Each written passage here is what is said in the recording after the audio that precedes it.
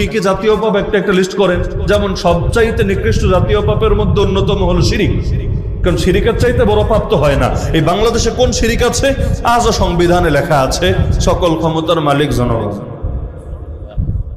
এই শিরিক যদি থাকে সংবিধানে, এর দায় কি শুধু সরকারের উপর আসে না আমাদের উপরও আসে? বুঝেন নাই? সংবিধান মানেই হলো সরকার এবং জনগণের মধ্যে লিখিত চুক্তি। সব দেশে সংবিধান থাকে না, সংবিধান জরুরি কিছু না। সৌদি পারলে আমাকে দেখান। দেশ চালানোর জন্য লিখিত সংবিধান জরুরি কোনো বিষয় না। সংবিধান মানে হলো সরকার এবং জনগণের মধ্যে লিখিত চুক্তি। বলবেন আমরা জনগণ আবার কবে চুক্তি লিখলাম? আমরা তো কোনোদিন চুক্তি লিখি নাই। না, আপনারা লিখবেন না, আপনাদের লেখা লাগবে না।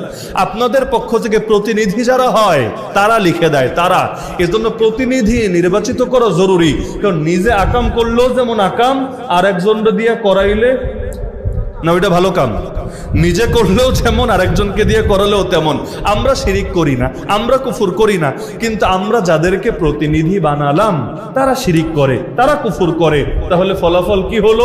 ওরা যে শিরিকটা করবে, আমি তো ওর ক্যারেক্টার জানি আগ থেকে ও কোন টাইপের লোক, তার উপর ওরে আমার প্রতিনিধি বানালাম, তাহলে ও যে পাপ করবো ওইটার দায় আমার কাঁধে আসবে নাকি আসবে না?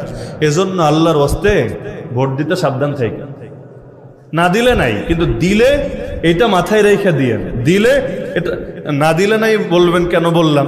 যেমন ধরেন এখন যাদের বয়স 20-25, ওরা তো 20-25 কেন 30ই ধরে ভোট দেওয়ার সুযোগ পেয়েছে কবে? কারণ এমন হয়েছে যে সে ভেবেছে সকালবেলা গিয়ে ভোট দিবে, শেষ রাতে তার ভোট অটো দেওয়া হয়ে গিয়েছে। ভোট দেওয়ার সুযোগ এই জাতির কয়জন আসলে পেয়েছে? কারণ ভোট তো সুবহানাল্লাহ একদম শেষ রাতে সুন্দরভাবে হয়ে যেত। কারণ শেষ রাত ভালোর সময়, এই সময় আল্লাহ দুনিয়ার নিকটবর্তী আকাশে থাকে, আল্লাহর স্পেশাল রহমত নাজিল হয়। আর বাংলায় একটা কথা আছে, শুভ কাজে দেরি করতে নাই। শুনেছেন না? শুভ কাজে দেরি করতে নাই। তো ক্ষমতা তো একটা শুভ কাজ। চিন্তা করেছে দিনে 10টা অথবা বিকাল 4টায় ক্ষমতায় যাওয়ার কি দরকার? শেষ রাইতে সিলমাইরা অটো ক্ষমতায় চলে যাই, আর ঝামেলা নাই। তো এই কাজগুলো তো বিগত দিনে হতো। তো ভোট তো অনেক সময় দিতেই পারে না, আলাদা আলাদা, কিন্তু ভোট দিলে এটা মাথায় রেখে দিবেন, আমি যাকে ভোটটা দিচ্ছি সে আমার প্রতিনিধি, সে আমার প্রতিনিধি। এখন যদি আমি তার ব্যাপারে জানি সে সংসদে গিয়ে শিরিকের পক্ষে কথা বলবে, কুফুরের পক্ষে কথা বলবে, মদের পক্ষে কথা বলবে, অশ্লীলতার পক্ষে কথা বলবে, তাহলে এই যে আমি তার প্রতিনিধি বানালাম, সে যতগুলো আকাম করবে এই সবগুলো আকামের দায় আমার কাঁধে আসবেই আসবে।